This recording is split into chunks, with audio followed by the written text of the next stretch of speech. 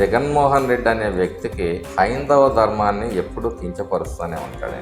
ఎందుకంటే స్వామివారికి తలంబ్రాలు ఎప్పుడైనా సతీ సమేతంగా పోవాలి, అది ఎప్పుడూ మోసిన పాప అనుకోలేదు. అలాగే గుళ్ళోకి చెప్పులు వేసుకొని వెళ్ళిన సందర్భాలు చూసాం.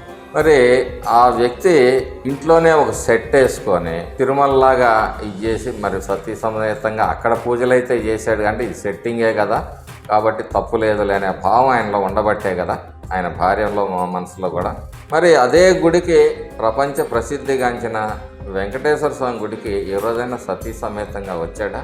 ఈరోజు ఏ విధంగా వాళ్ళు ఎన్ని విధాలుగా సమర్థించుకున్నా 350 రూపాయలు 320 రూపాయలకి ఎక్కడైనా నెయ్యి దొరికే పరిస్థితి ఉందా? అంటే నెయ్యికి బదులుగా వీళ్ళు ఏదో వాడారనేది స్పష్టంగా అర్థమవుతుంది. మీరు ఎంత బుకాయించినా కోట్లాది హిందువుల మనోభావాల్ని మరి ఈరోజు శరాఘాతంగా మరి గుండెల్లో తగిలింది హిందువుల మనోభావం.